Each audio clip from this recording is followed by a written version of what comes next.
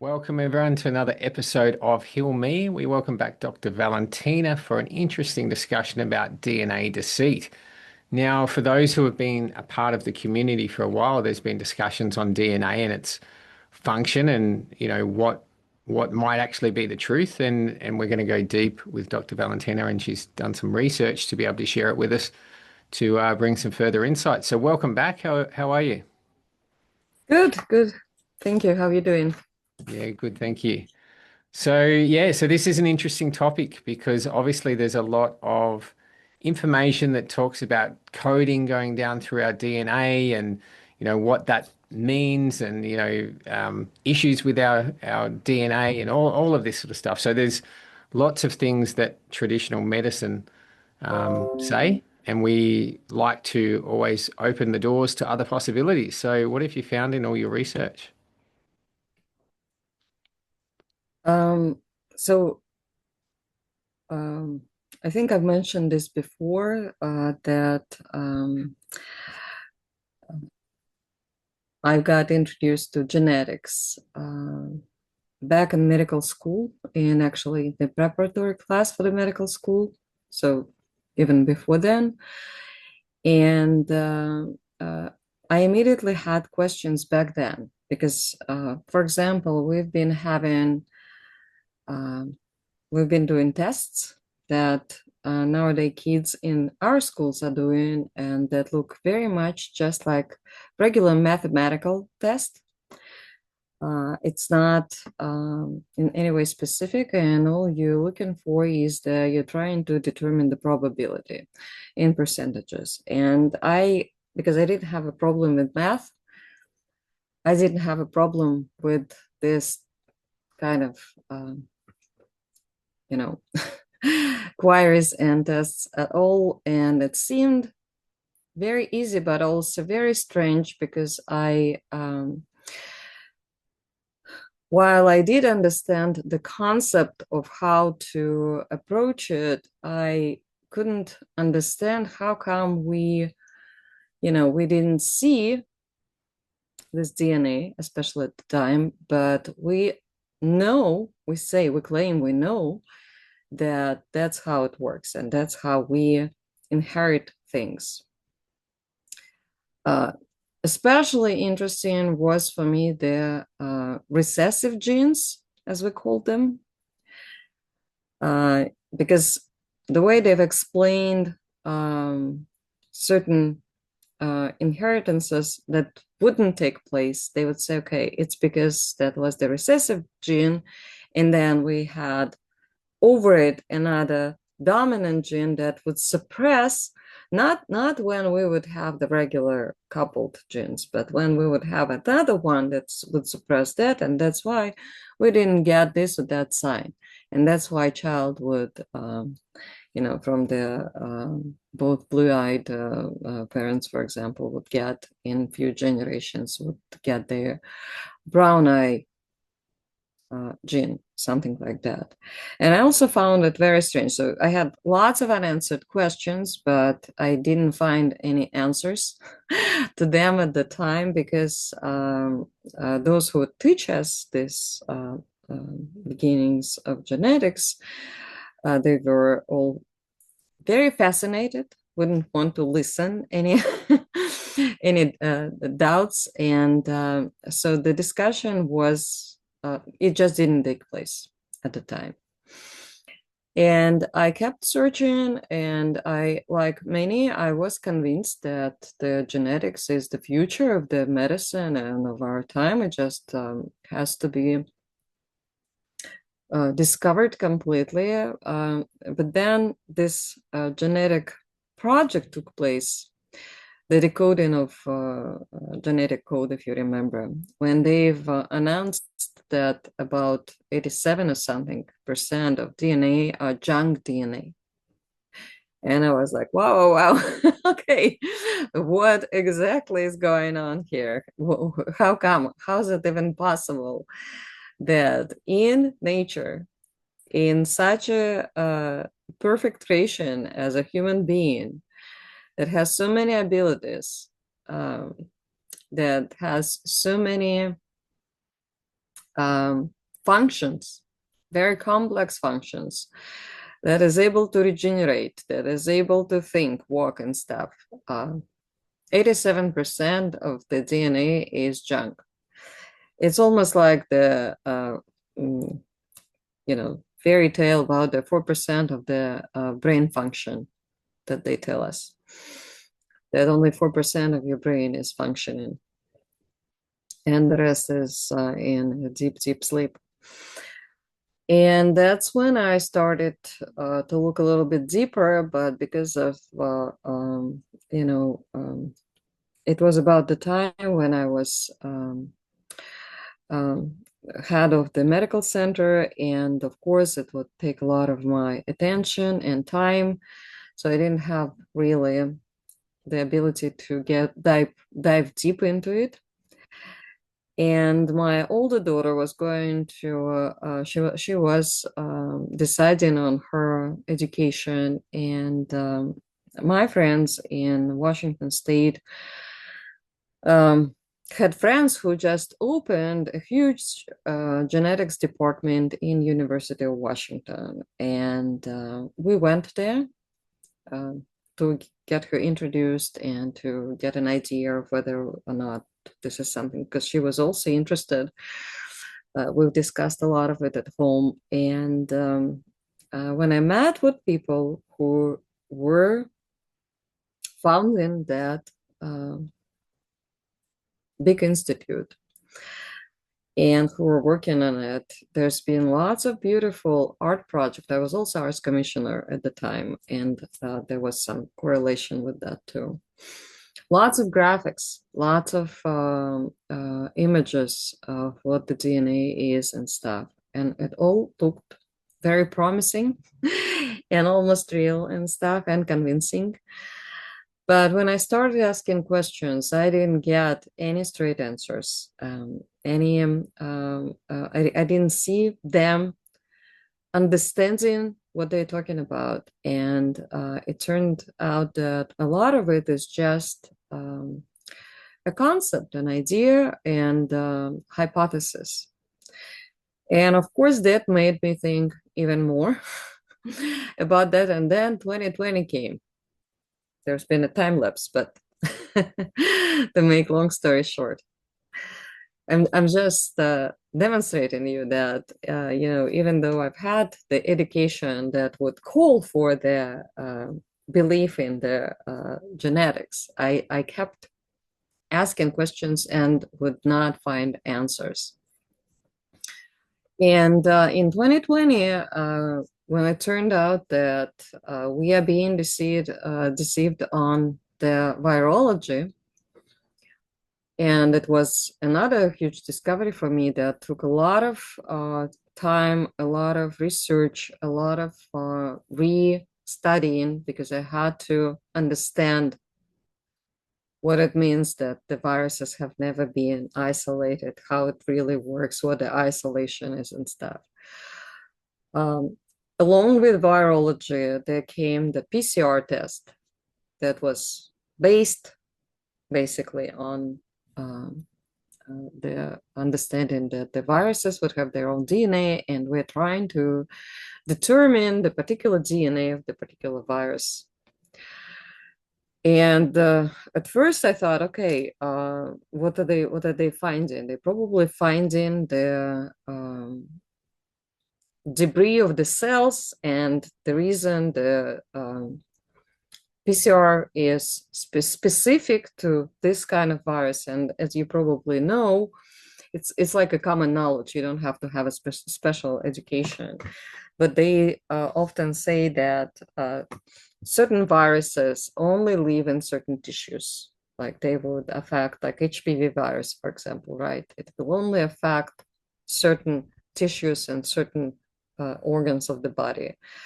And I thought, okay, it's because each tissue has its own, it's very specially organized and has its own markers. And what they find in is they basically finding the markers of the destroyed tissue. But then whenever I'm looking into something, I have to get into depth of it and understand. When I got into depth of that one and started discovering what really PCR is, I've realized that, first of all, the DNA has never been seen. As they showing us these two spirals, nobody ever saw it. And it's not just that I didn't find any images of it. And you can do your own research. You can browse and you can inquire the images of the electronic images or the high resolution images of the DNA. And all you'll find is some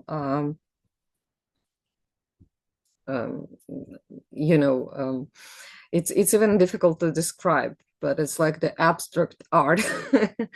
And nothing is spiral, and you can't even see the strings of the DNA. Not that they would be spiraling. It's some sort of a cloud under the microscope. And I thought, okay, how is it exactly? How do they even know it's a spiral? How do they know? Because we see the spirals everywhere, right? They're showing us these beautiful videos and images and stuff. And it turns out that it's all the graphics, it's all the animation, or now it's the neural net that is doing all this, either videos or pictures, but nothing that you can discover in nature that you can see, not even with the naked eye, but through the microscope. And another thing that I've discovered is actually my dive into this, the real dive, started with this idea of the spike protein, because everybody been talking about the spike protein and how they are using this mRNA vaccines, so-called mRNA vaccines, and this terrible mRNA is making your body to produce the spike protein. And there were a couple of things that I've discovered. One is that, again, the so-called spike protein that they would find would be specific to the tissue of where they would find it, not specific to some single mRNA. So it would be, again, the debris of the tissue that would be destroyed by something harsh, but it's not something that the vaccine or something in the vaccine would make it produce. And another thing is, and that's why I don't, unfortunately, I can't believe any of those people who are doing all these videos and discoveries and who claim to be big specialists, who saying, okay, we know how to detox your body from mRNA, because there's nothing to detox it really from. You don't even know what this mRNA is. And then another thing is, when I spoke, I think I've mentioned this before, at one of the meetings, the doctors for the COVID ethics, we had this genetic specialists from the Pasteur University from France. And I had a series of questions for her about how exactly they are discovering the spike protein. And she claimed we're using markers. And how do you use markers? We buy them from Moderna and the Pfizer, right? But how do they get this? How to get markers? You have to get the real protein first, and you have to decode it. If you're claiming that you have the marker, it means that you've been able to find, decode, and then create marker for it. That's how it works. And she said, well, they probably did. And I said, okay, you are the specialist in this area, and you're just relying on somebody else's findings that they claim they made. And you have all the access and all the ability to find it yourself, and you didn't find it. And all you're doing is you are using these markers that you believe. Again, it's the matter of the belief. Very sectarian to me. So eventually she went hysterical, unfortunately, because she was unable. And then there were a couple people from her field who started defending her. But that's a logical mistake. When you're asking logical questions, you have to follow the thread. You cannot defend the individual, or you cannot defend the issue unless you have facts. You have to stick to the facts. You have to be able to answer questions, and they are not answering questions. And then I had a number of conversations with our specialists from the genetic field, and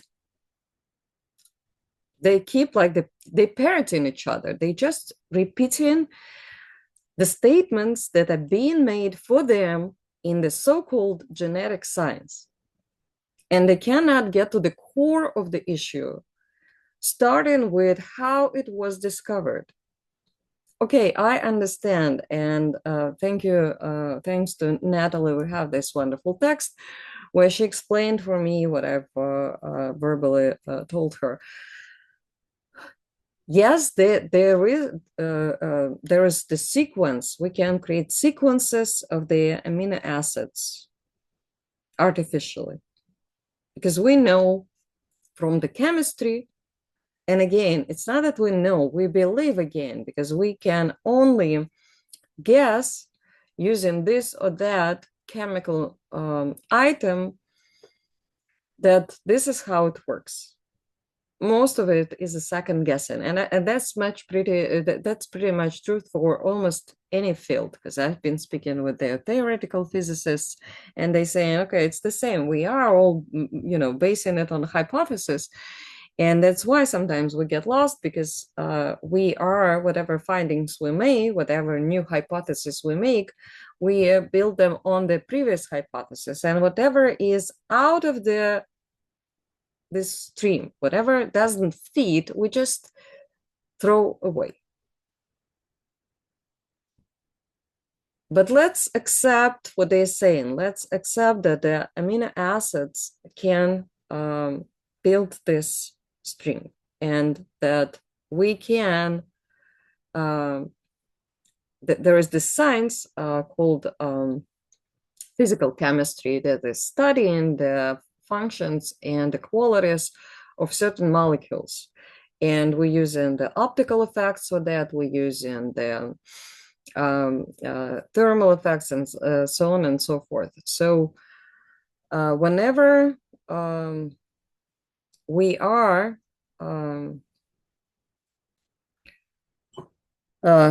sticking to this belief, whenever we are following this, all we can say is that yes, there is something that we can chemically receive through certain operations, chemical operations. Yes, we can discover certain sequences through the creation of this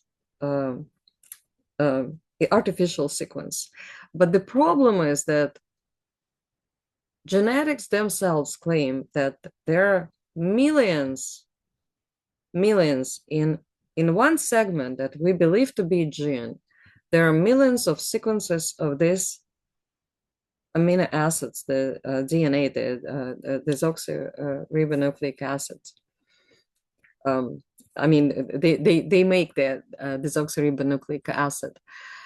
And again, we cannot tell for sure how is it being connected, whether or not it's really is a spiral, and whether or not, that's the most important thing, they are encoding anything but the proteins.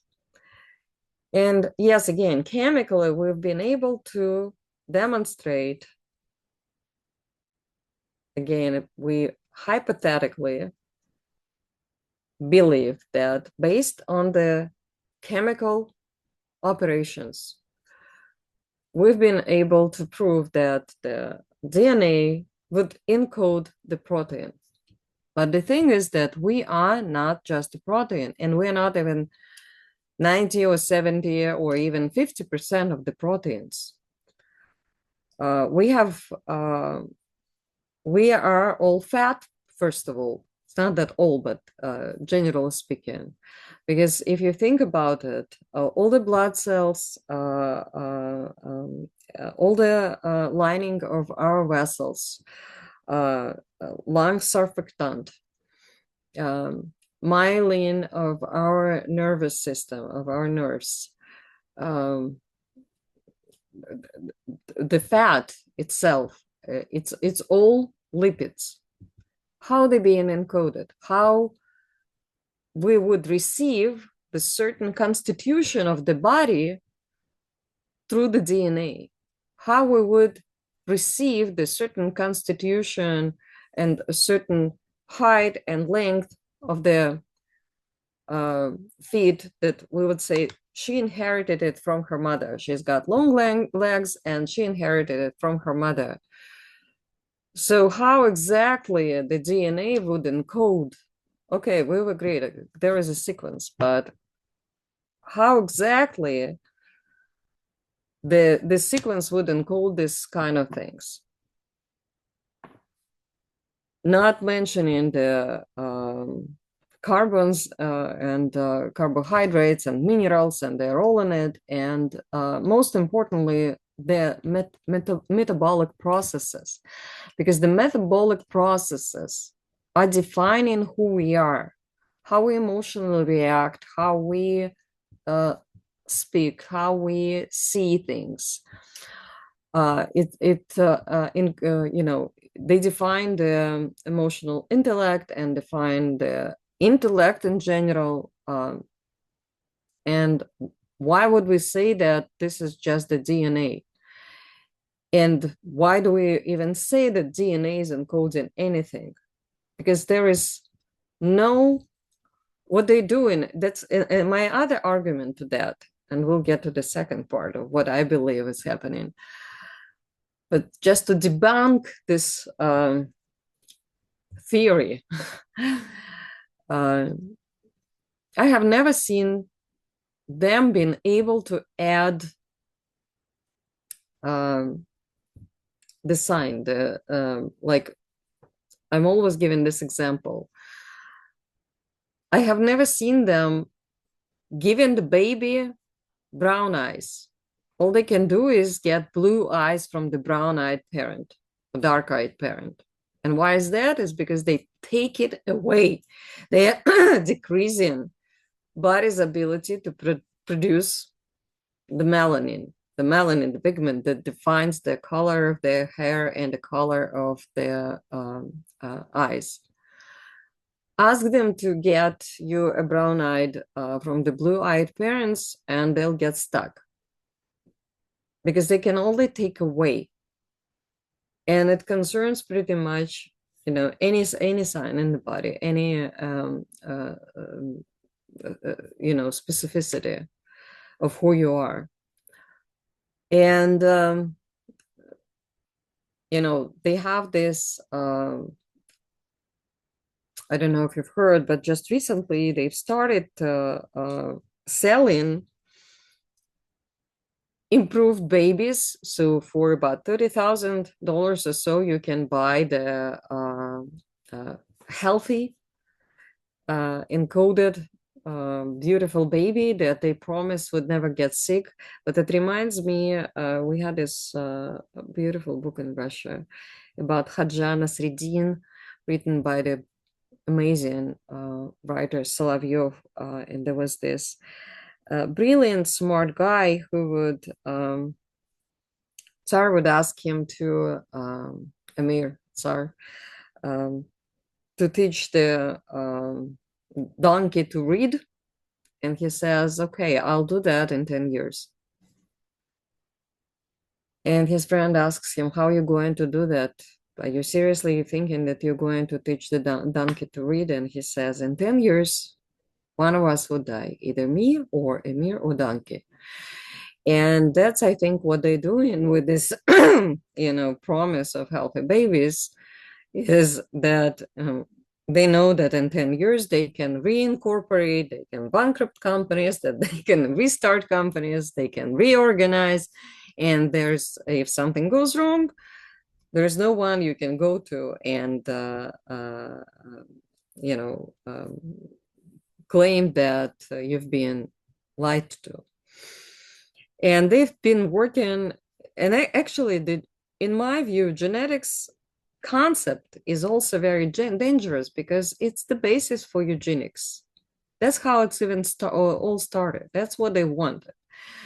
There were two goals, at least in the Soviet Union, and that's why Stalin, for example, prohibited genetics. He called it the prostitute of capitalism. And the reason being is that they've been trying to, how they were trying to legitimize it is they've been promising to create such a product, that genetically modified food, that would not rot, that would be bigger, and that would feed lots of people and will eliminate poverty and hunger. And that's how the following government after Stalin bought it, because they've been stupid, didn't ask questions, like Khrushchev, for example, right? He brought this corn instead of the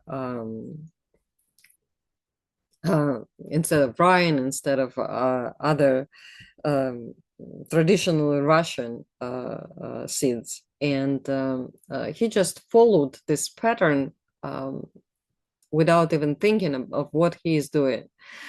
But while they've been promising these beautiful results, they've also been working on a perfect perfect individual, perfect Soviet human that would be invincible, basically. That's what they promised.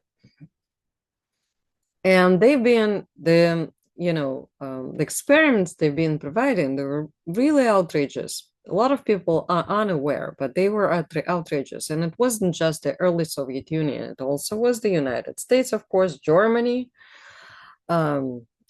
Austria, I think, participated. There's been, I'm certain, I don't have, I didn't study it that well, but I know that Australia France, was also involved in the super soldier program. So okay. they were mixing with that. Okay, and so the kind of things that they've been doing, if you we're not going to dive into it right now, but if you'll do your own research about what they've been doing, you'll understand that it has nothing to do with science. It's actually a group of psychopaths that gets together and is trying this and that. Basically, if you think about it, Dr. Mengele, Dr. Death, was doing exactly that. He was working on, and he was experimenting with people in the concentration camps. And the experiments that he was doing more openly, the reason, maybe we would never find out, but it was because he was doing in concentration camps, and the Soviet Union basically got all these documents when won this war. And even though Trump says that they did, they've only joined in the last few months. But the thing is that at the time, Soviet Union was because the Stalin was in power, and he knew what the genetics is, and he also knew what magic is. He knew what these secret societies are, like the Jesuit Society and all those, because that's where it's coming from again. And he made sure that during the Nuremberg process, all these documents become available and open.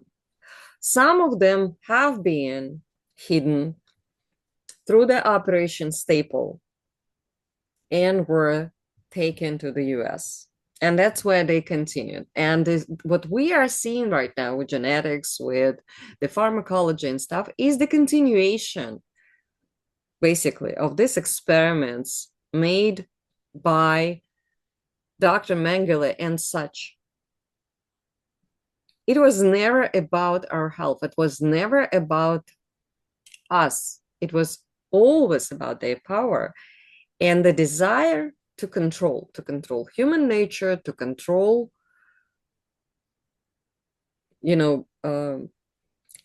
people's health, to control people's mind, and not only through the psychological effect, even though this is the biggest part, but also through the physical.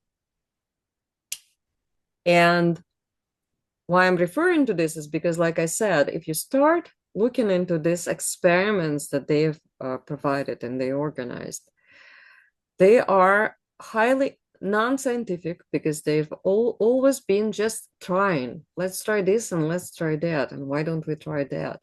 And the lesser ethical norms you have, the lesser pressure you get, the crazier your experiments become. And when you think in genetics, you always have to understand this connection. That's what this is where it's coming from. And it's not like the single case, it's pretty much everywhere. And that's why they need this aborted fetuses, and that's why they need this organs and blood. And every time you go to donate your blood, the BBC, I think, made this documentary. About 20% of your blood goes to those who need the transfusion. And that's another story, which I don't support. But that's, if you believe in that and you like to support, about 20% of this blood goes there. And maybe even less, because that's official. But the 80% is bought by the pharmaceutical companies. And what they do with it and how they experiment with it and how they use it is, we are unaware of it, because they have this commercial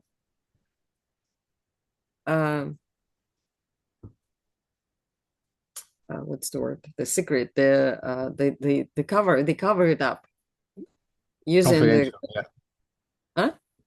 Confidential, commercial, and confidentiality. Yes, the confidential. That's the confidential stuff. And another reason I'm mentioning this is because you have to realize that from the point of view of the quantum physics, which is also hypothetical, but we can observe certain effects, and that's the most important thing in any science. You have to be able to observe effects. We all, most of us, laugh at voodoo.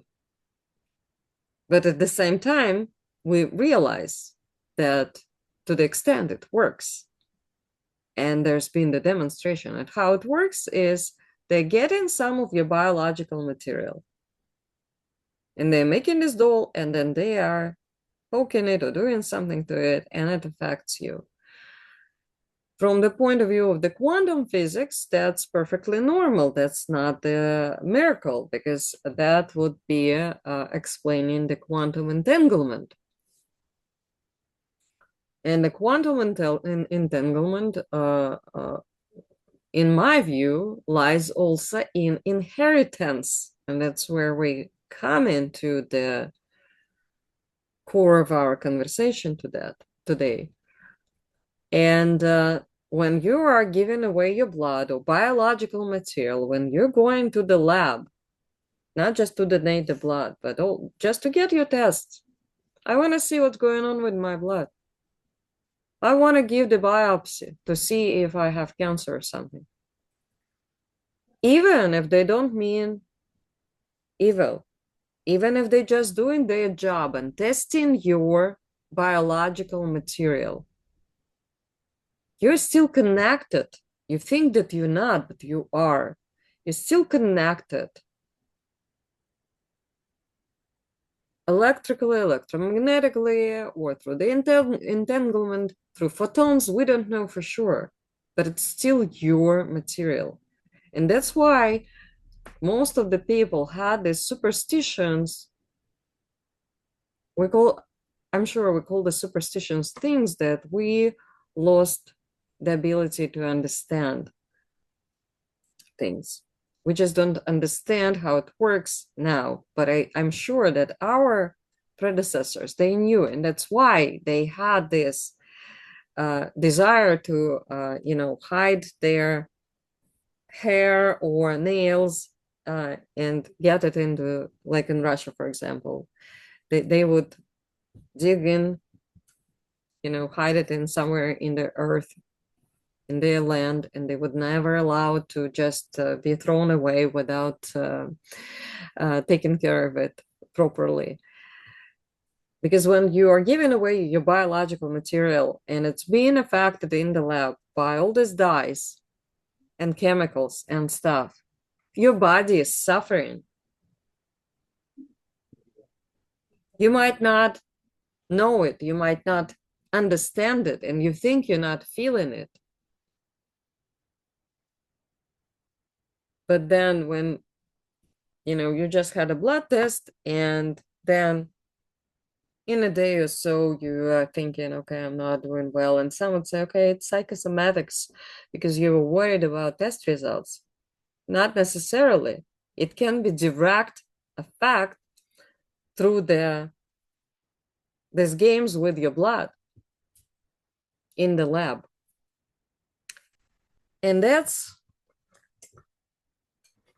how I believe actually we are receiving the information that we call the inheritance. First of all, through, we don't have to call it quantum entanglement, we can call it anything we like, but I gave, when we discussed with Natalie this topic, I gave her the image of when you are working the field, for example. It's a beautiful field with nice grass and flowers and stuff. And you like it so much, and you're so impressed, and you're gathering the beautiful bouquet. You're thinking that you are picking spontaneously, and that the bouquet would be defined by your preferences and what you choose.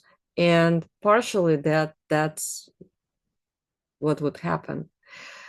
But then you wouldn't realize, but you already have been having an effect of this design of the field on you. And your bouquet would reflect what this field is.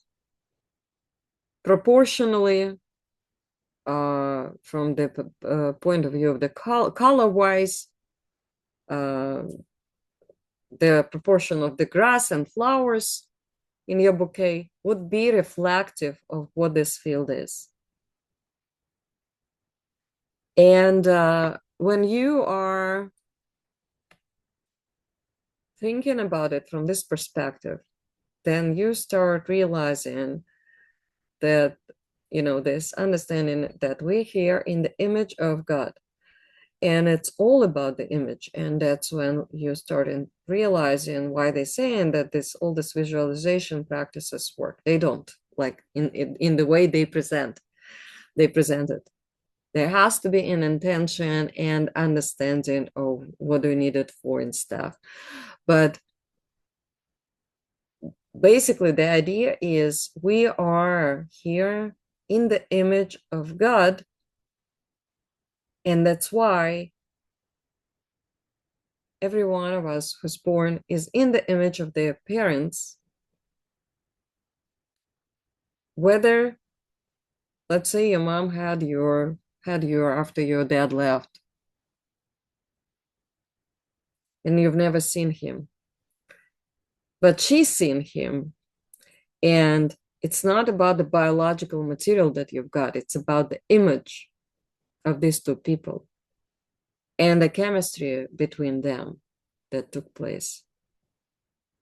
And that's why I'm highly opposed to, surrogate mothership, because the child, yes, they would use the biological material, as they say, of those parents, but then they always trying to find a mother, not just any mother, but the mother that would at least look a little bit like one of these parents, so that people wouldn't notice that the child would look like the mother that was bearing this child, not like the biological material of those parents.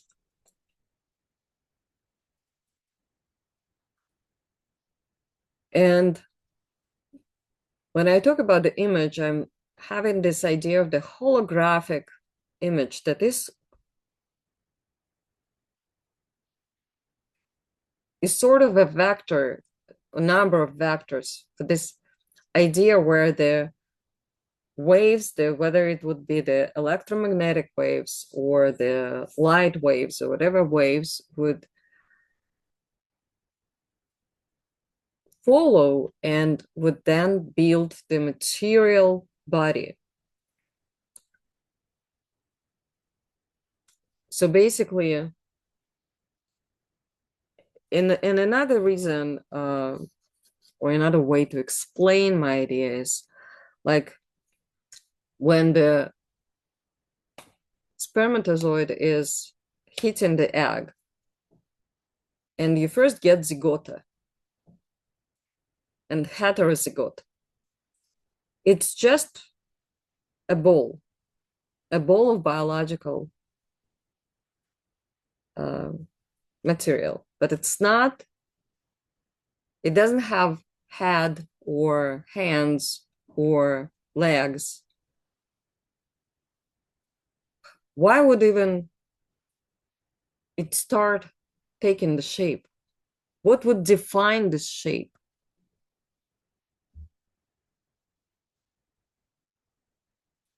And in my view, the shape is defined by this image. The image that of the mother that is bearing the child, and that the little organism receives from the activity, the electrical activity, physical activity of the mother, emotional activity. The image that is being received by the child through the mother's communication with other people, who she's meeting, who she's looking at. And that's why actually they're saying that, you know, there's another superstition, at least in Russia, that mother while pregnant shouldn't be meeting with ugly people while she's pregnant, or the child would get ugly. Where this superstition came from? All the superstitions are observations of the people, of the generations, and we can deny them whatever, you know, whatever we like, but they work. They can be misunderstood. They can be underestimated. But the reason they work is because they've been collected from generation to generation through the observation. The true science is based on the observation. Yes, you have to make an analysis then. You have to demonstrate the logics and rationalize it to make it work. That's when it becomes science, when the active observation becomes science. But without the observation, there is no science.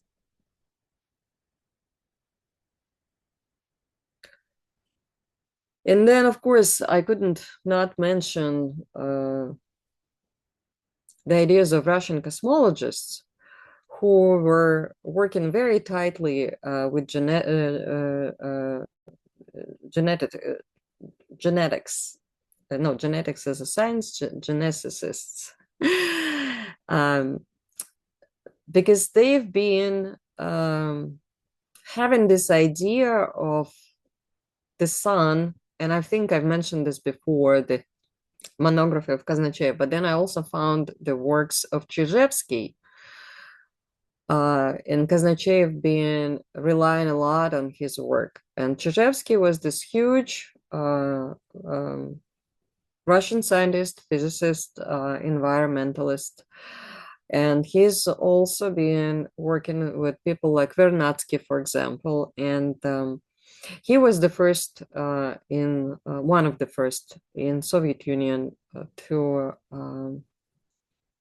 work on the environment for the working people to make sure that they get a proper air. He was talking about the air ionization, but his key interest was the sun. And the sun we discussed based as the philosophical image of God, the eyes of God. And he also believed that, just like Kaznechev and Vernadsky, that our consciousness is defining the activity of the sun. We are literally connected to the activity of the sun. And one of the reasons is, we are seeing the seasons in, let's say, winter in Russia, is because we are not faithful enough, for example. We're not conscious enough. And it's interesting because there is this little island by the St. Petersburg, Valam. And that's where they would send after war. They would send all the disabled people without who lost their legs and hands or had very serious invalidization after war. They didn't want them to be on the streets of Soviet Union, or they wouldn't just have any other place to go. So they would send them there. And there's been a number of the monasteries and churches, and there still are.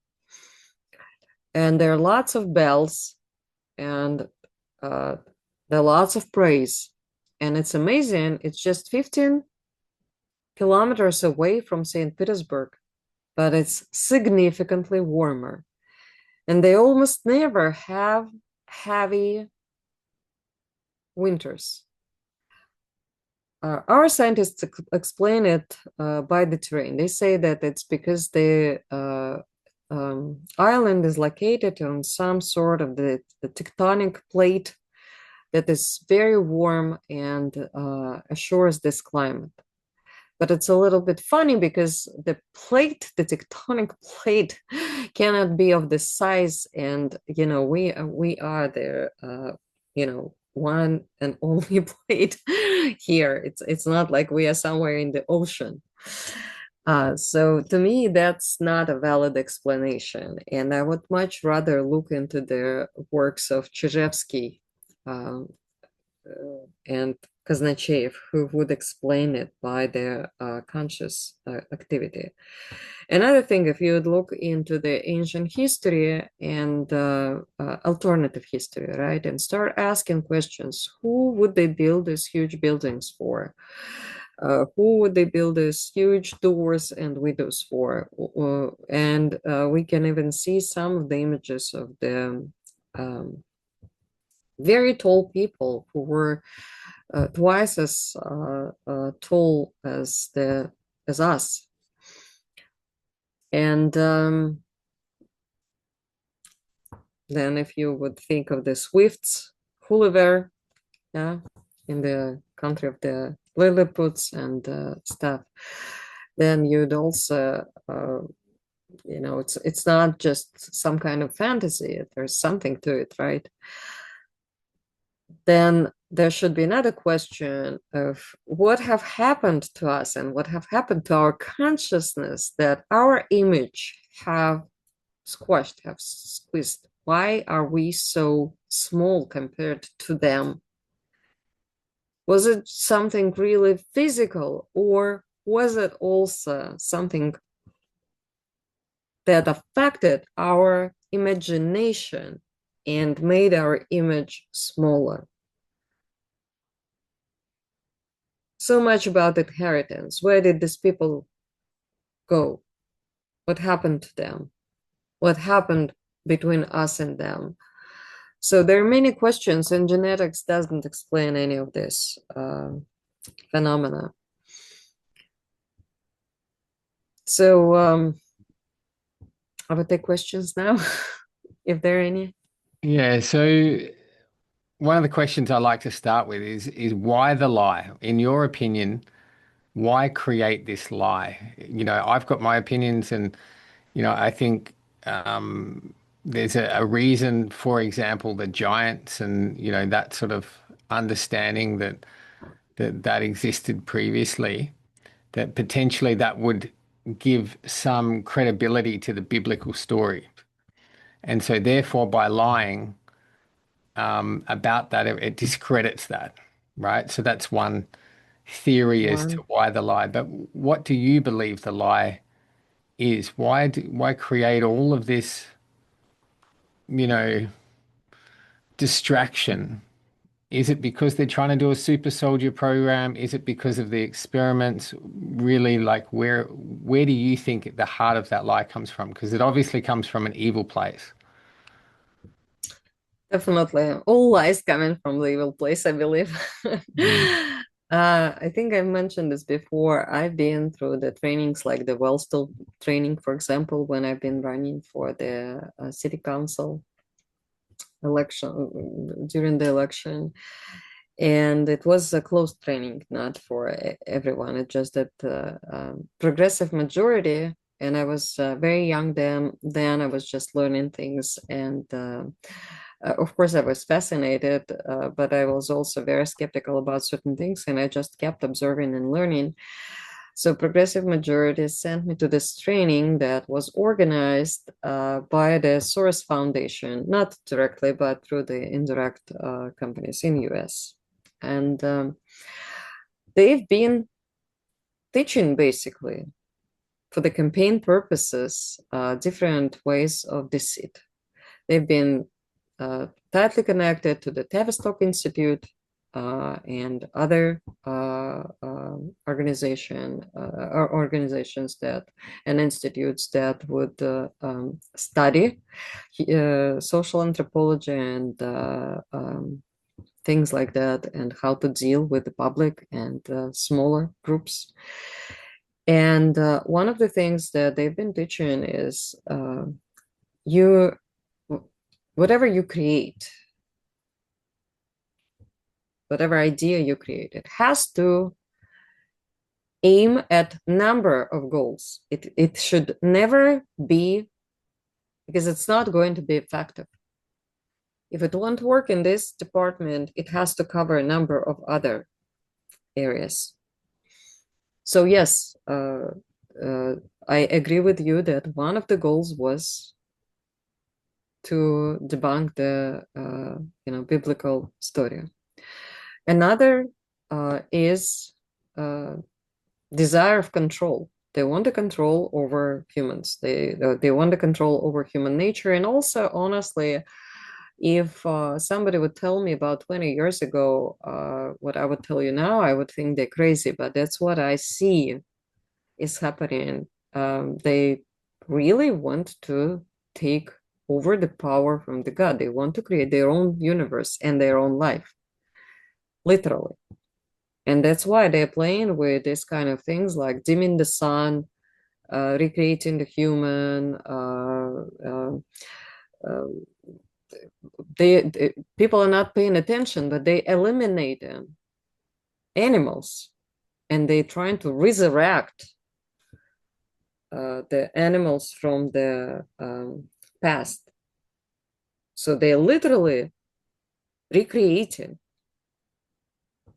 life, recreating the universe. And I think why they're doing this is because they want to demonstrate they fight in the God, literally. They fight in the nature. Another reason is because they need to get us off the way. So because if we would realize, and if we wouldn't be too busy with our health and wouldn't be too feared, we would get on the way. We would start asking questions and interfere.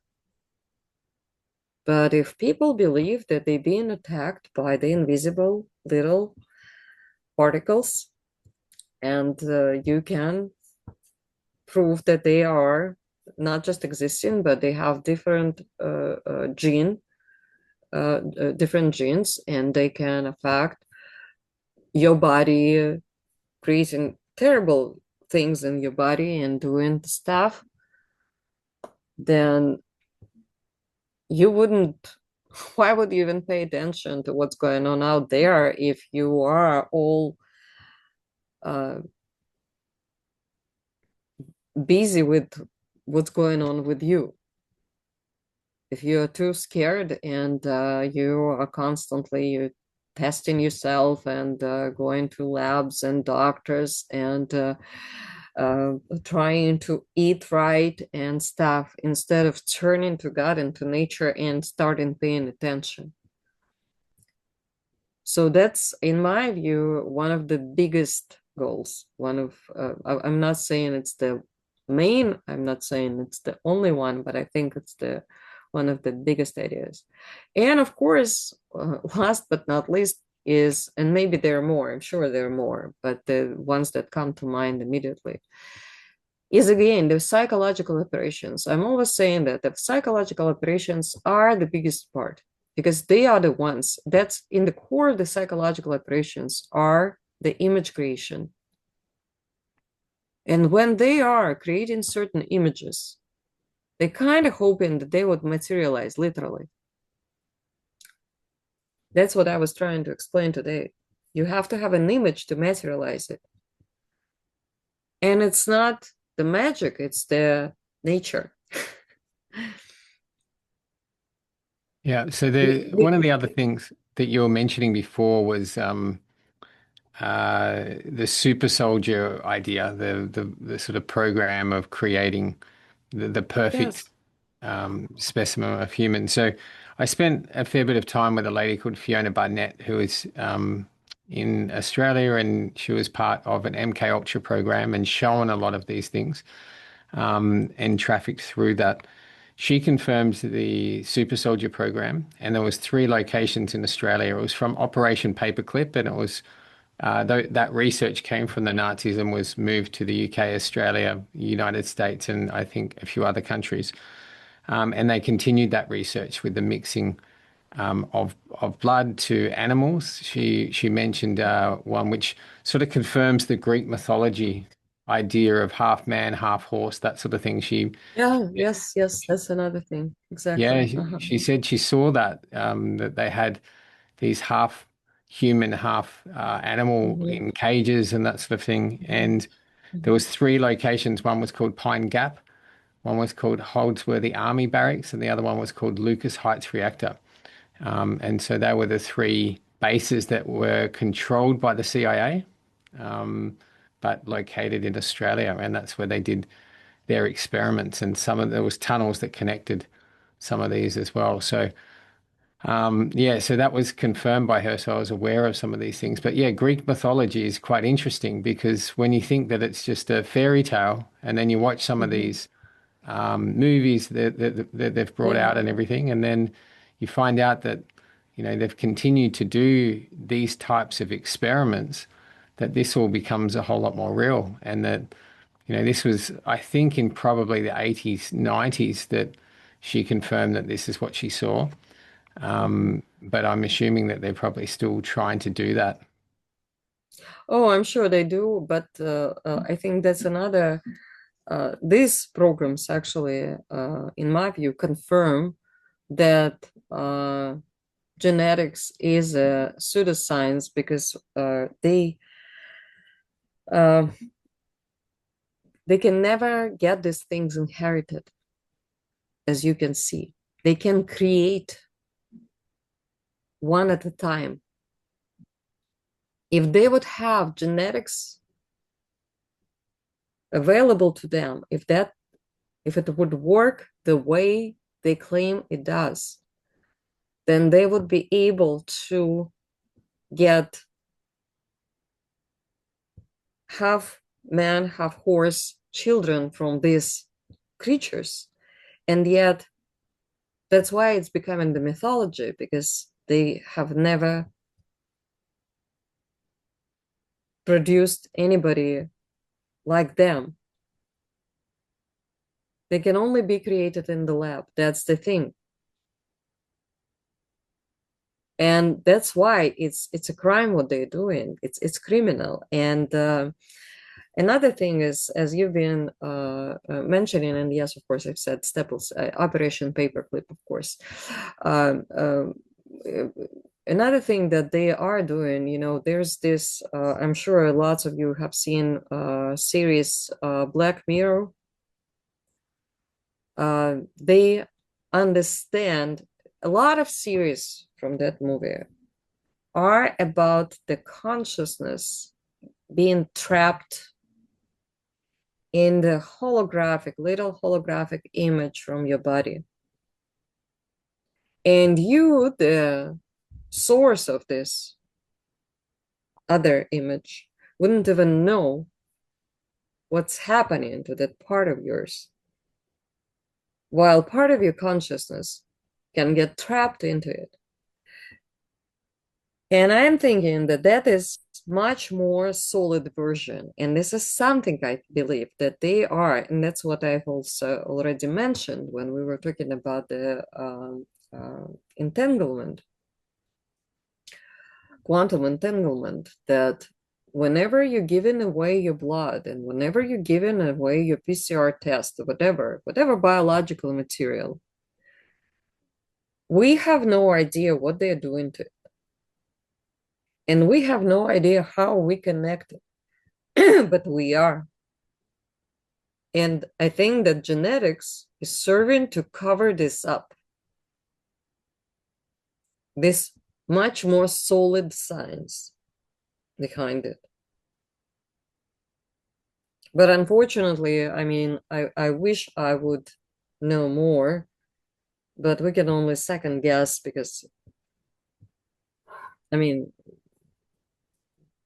I've been trying to look into it, but I didn't find any research yet. But I probably, honestly, I haven't been digging that much yet. Yeah, there was a psychologist as well that I looked into and spoke to, and she had a theory. So further to that, apart from the holographic and the blood and everything, was the fact of trauma. And if trauma is created from someone, it can splinter off part of that consciousness as well.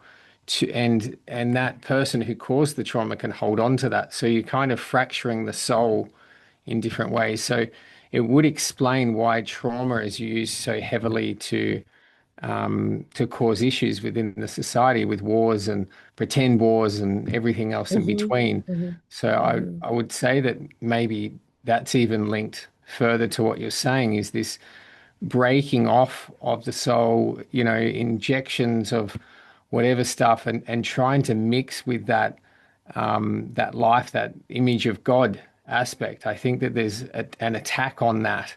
There's an attack on trying to destroy what that is inside, which is, a lot of people say it's that light inside, it's the breath of God, it's, you know, all of these things. But I think that they're trying to extinguish that and replace it with something that doesn't have the same power and that they can control further. Furthermore, to what you're saying, you know, I think that's why being faithful, praying,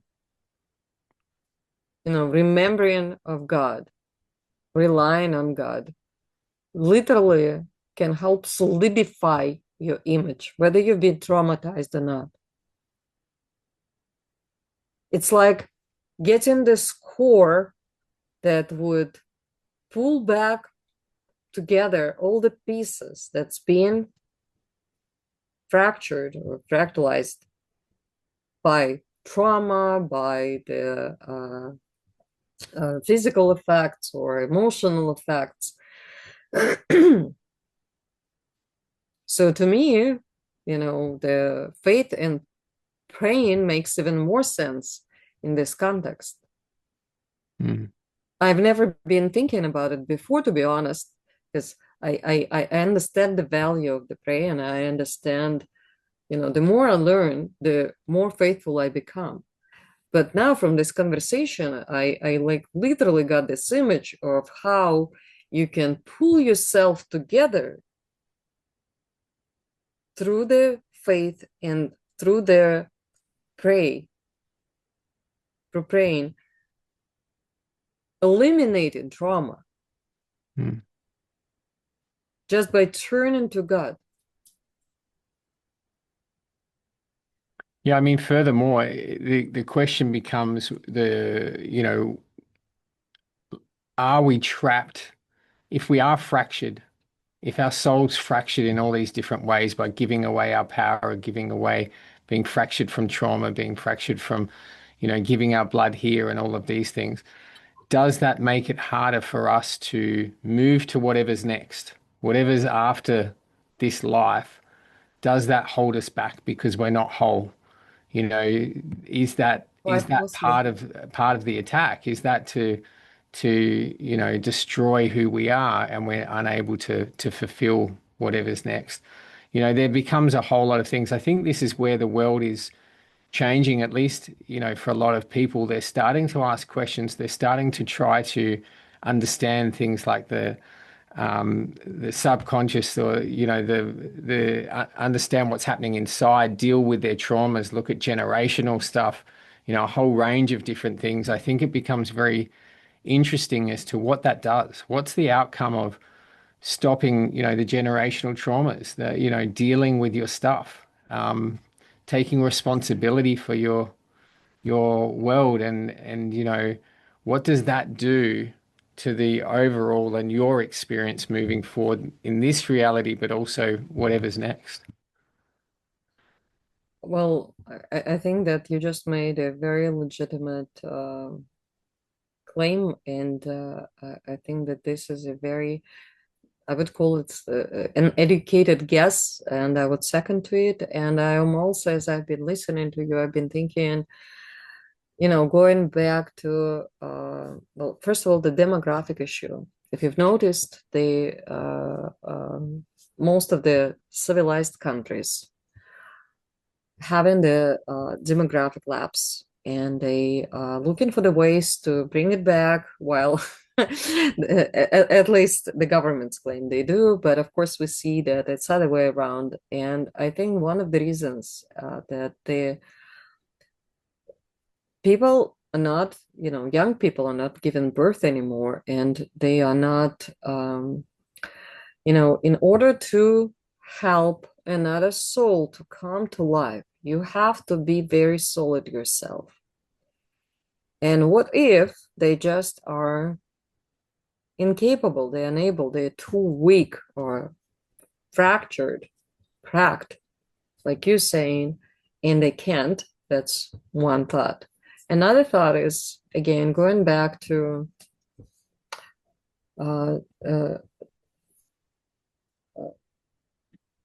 tall people, the gigantic people that we know have existed before. What if their soul was much more solid, and that's why they've been bigger?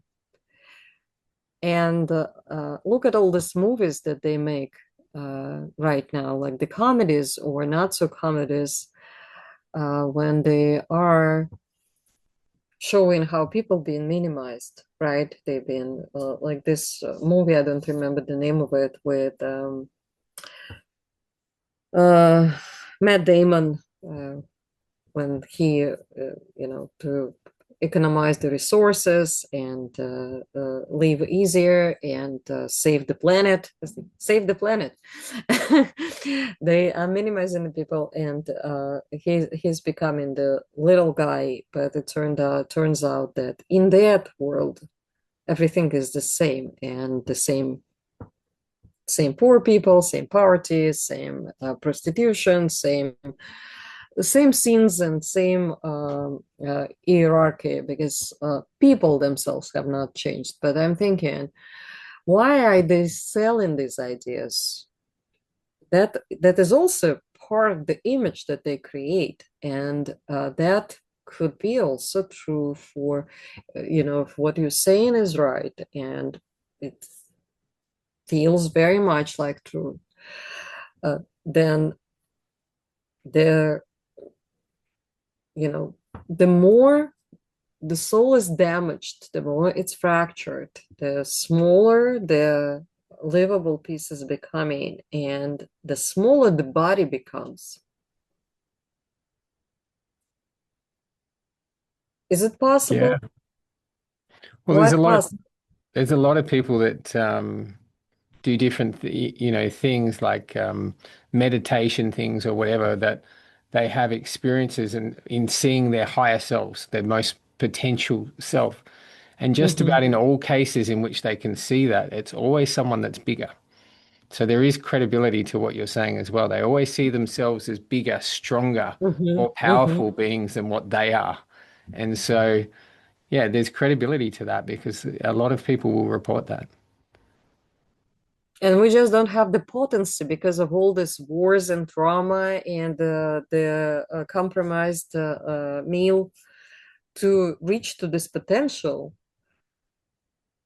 But I think that that's, and I've said this many times on here before, but I think that that's also why they mess with our history in saying, dinosaurs were here for millions and millions of years ago. And, there's millions of planets, there's more than pieces of sand. And it's all about making you feel small and insignificant. And, that is what a lot of people believe. And I noticed, like, I was very fortunate early on to be able to have that belief that I could achieve anything. But I've noticed that a lot of people struggle to have that belief, to be able to believe in themselves that they can create something that, they just don't have that confidence because the world has told them that they can't and they've believed that. And so, I think that that stops us having, creating our full potential, coming into our purpose, all of these things.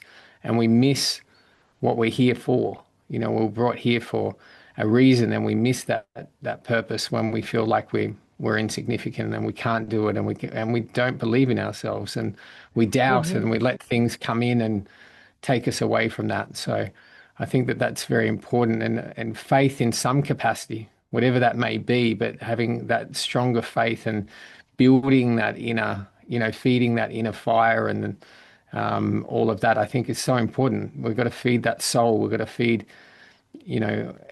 and nourish what's inside of us so that we can reach to that potential and not allow the world to let us know or tell us that we're not powerful, we're not special, and that we don't have something to bring to this world. If I might add to this, I think that one of the ways to solidify yourself, it's not just the faith and pray per se, but it's also this strong sense of connection to biosynthesis, to nature, understanding that it doesn't exist separately from you, that you are part of it, that you are continuation, and it is continuation of who you are, what you are. It's not all separate. By the way, one of the reasons why they do create this, like virology, for example, science, divide and conquer, right? Divide and conquer. So they are trying to separate us in our view, in this image of ourselves from who we really are, making us smaller. And when you're thinking that you can be attacked by nature, you are experiencing yourself as very small and fractured and fragile. So it's all about that too, like you just said. So going back to nature, sensing you being part of it, sensing this continuity is definitely something that can help you to regain the sense of who you really are, this mighty, powerful sense of being Well, a human in a God's image. I think we need to be connected. And I think that's what you're talking about with nature. It's this connection to the earth. It's this grounding, whatever we're saying. And then we're talking about this connection to creator. So we're actually talking about connection in both ways, from above and below. And we're directing ourselves Mhm. through. And we've had an indigenous guy on here called Jambi who talks about this. Is he talks about grounded and connected. So grounded to the and connected to there, and then Mhm.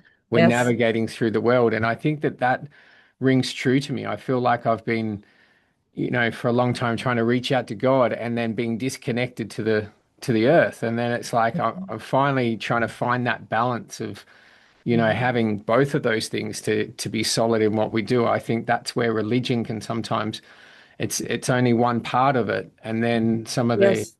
the new age stuff is only one part of it. So it's saying that we just have to do this over here. And so I think this is where the traps of the two elements are. And it's this Mhm. balance in between where we're not buying into religious Mhm. religious sort of ideas. We're having that direct relationship with Creator, whatever that is, and then we're having that direct connection to Earth, to the ground, to all of these things. Absolutely. You and these are the things that you can actually experience. I have this one of these practices that we always do at my retreats, and I always share it at my some of my projects. I call it celestial pillar. When you are connecting yourself to basically the center of the earth and the earth, the dirt itself, that holds all of your uh, predecessors, the people, the families that you came from, genealogy of who you are, and then streaming this pillar to the, you know, creator. And I'm sharing this with you, and I'm having this sensation that is just unbelievable, that makes you feel taller and bigger. Yeah. And I understand very well what you're talking about, because I have this practice in what I'm teaching, and it's sort of it was I based it on the some of the qigong series, but it sort of I sort of developed it, and not through my mind. It came as a sensation that that's how it should be done to the fullest to get the full effect, and it really works.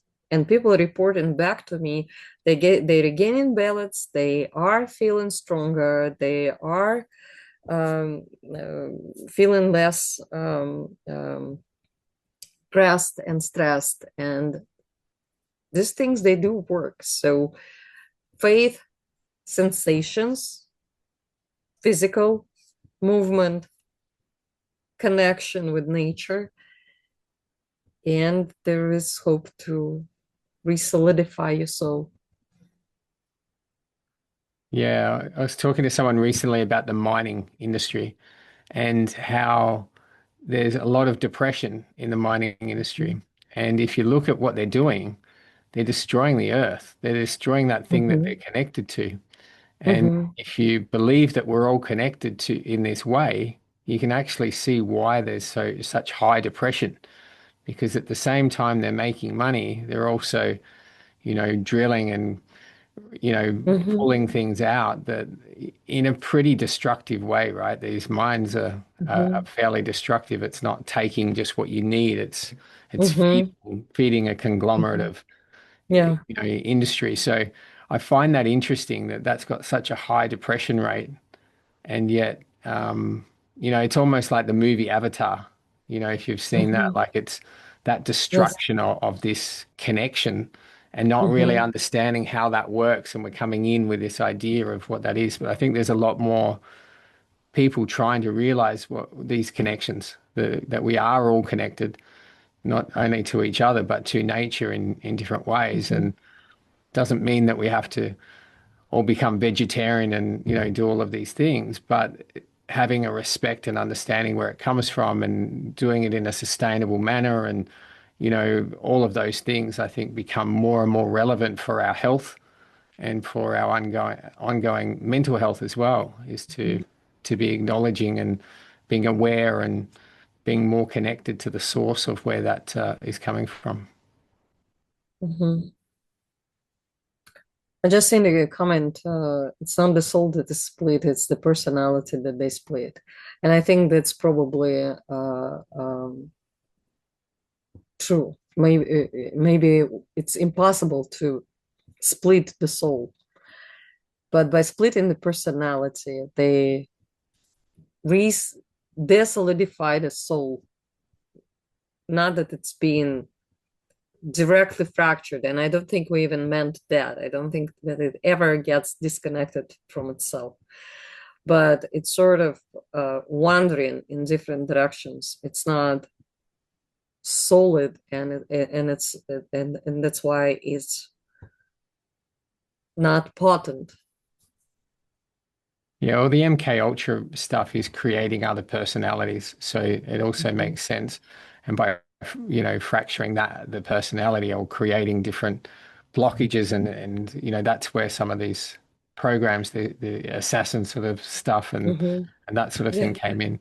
But yeah, there's certainly a lot of evidence to show that trauma that they create and creating these split personalities or multiple personality disorders, whatever they want to call it. But there is a lot of research around that with the MK Ultra programs. Yeah. And also, if I may mention, you used the term sustainable. They've also hijacking the terms, if you've noticed. They're Yeah. using just the term that we need. We all need to be, lead sustainable life. We need to be take sustainable approach, and yet they are hijacking the term, use it in a completely perverted way. uh, replacing the key idea. They always do this, by the way. They do it to symbols, they do it to words, terms, you name it. And but yes, the true sustainability is important, absolutely. And that's what they care about, all about, and that's what the connection with the earth is. Like you said, you don't have to be vegetarian, but you have to lead sustainable life. You don't need more than you need. Mm. Yeah, there's a couple of comments here, Dr. Valentine. I'm curious, how would you describe soul? That's a difficult question. Well, first of all, I don't even know how to describe it. I think it doesn't belong to us. I think I've been mentioning this before. It belongs to God. I also believe that in a way it's sort of a holographic image of God while it's not separate from God. And I think it's something undescribable in a way, because it's more than us. It's beyond us, like you've described when people trying to reach out to this through the meditations or prayer to this image. It's always bigger than them. Um, I don't think it's separate. I don't even think that my soul is separate from your soul, or the soul of another person. It's all one, while, like it was mentioned before,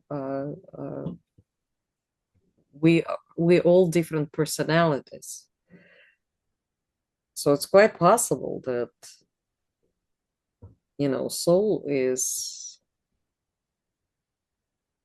I mean, I wouldn't even be surprised if it's just like one little side of God, of who God is, while it's all one. But it's difficult to talk about things that are beyond our comprehension. Yeah. Yeah, I think, a lot of what I've come to understand is that we're not meant to understand in this world how it Mm. all works. And I think the journey of trying to discover and trying to work it out is enjoyable if you don't get hung up on thinking that you Mhm. know the truth and that you're Mhm. so, I had a conversation recently with someone and they said, Well, that's fact. They've measured that. I'm like, so how did they measure it? Well, they did it. Like, it's just fact. Everybody knows this. So the scientists did it. It's like done many times. I was like, okay, can you show me that? And it was like this idea of fact. That's fact, As and we your can fact, build off exactly. this. And I was like, so where did that come from? Where did that fact come from? Is that true? Can we just be open to the fact that maybe that's not true? And maybe Hmm. there's other options. And then the next questions are often, well, what is it? Well, I'm not 100% sure. I just think that there's lies there that, would say that they're covering something up. And I don't know Hmm. exactly why, but my guess is, and so they're good conversations to have, but I think it's important that people don't hold on to what they learn because we're constantly trying to relearn how that all works. And I think that the world is so amazing that our brains in this current form or how we're currently built cannot comprehend fully how all of this comes together and Hmm. that's pretty amazing, and I think we should just enjoy that wonder. Hmm. I We will probably have to come to an end in a couple of minutes if you don't mind. And there is one thing that I wanted to mention before we finish is because is when we think that they hiding up something and that they know more than we do. What I've learned, I've met some of the people who consider themselves, you know, uh, to be very top and knowing and privy to certain information. They also know nothing. They either pretend or they do believe they know something, but it's just their belief as well. And it's they are very scared people too. They are probably even more scared than most of us are in this life because they don't have faith. And so a lot of people these days are afraid of what's going on and are fearful of life because they think that there are these people who know everything and we know nothing, and they will create something that we wouldn't be able to defeat or we wouldn't be able to stand or something. But that's not how it works. We are the creator of life. We have this free will from God. And I've seen honest question if whether I believe the God is separate and we're the fractal of God. I don't think we're the fractal of God. I think we're part of God. To me, it's different. Maybe it's just a game of words, but that's how I see it. But God is definitely not somewhere else, and it's not far away from us. It's right here. It's right here in you and me. It's right in between us. And we are in it. So it's just everywhere. So and there's a comment about the people of the autistic spectrum demonstrating the telepathic abilities. I wouldn't be surprised of anything. I've seen many things in this life. I've been researching lots of things professionally and individually, and uh, I had my own experiences. And I think that, like you said, we really know nothing, but it does mean that there is somebody else in this world, in life, who knows everything, who knows much more than we do. Some do, but it doesn't mean that they have the ability to affect whatever have been created by somebody else, not by them. And no matter how hard they try, they wouldn't be able to destroy life. And I think that this is the key understanding. They would not be able to destroy life or even alter life to the extent that it would stop reflecting God's design. Yeah. Well, let's end it there. I think it was a great discussion, and I think a lot of people here are open to these discussions, and at least I hope they are, because it's important to not create these facts, not to create these bubbles in which we get caught up in. And I think that that's been the trouble in the past. When it came to the vaccine, when it came to these different things, they're beliefs, and we create these things, and you pop that bubble, and then there's another bubble, and pop that one, and be brave and willing to explore these ideas, even listen to people, even if you don't believe it, and then do your own research and feel what's right for you. I think that that's really important if you're looking to become better and to improve your knowledge and improve if you have that wonder of the world. I love the wonder of the world. It's why I've done so many adventures. I wanted to see everything and experience this to the full potential. And I encourage everyone to continue that playful curiosity as we go through Yeah, whatever's coming definitely. forward. Absolutely. I'll second that. All right. Thank you, Dave. Thanks And so thank much you, for the Natalie, for conversation. organizing it as usual. Thank you Yeah, all for thanks, being Nat. here with us. Yeah. And we have something going on, so get in touch with me afterwards, please. Okay, I will. Okay. Thank you. Take care. Okay, take care. See you next Bye-bye. time. Bye. Bye.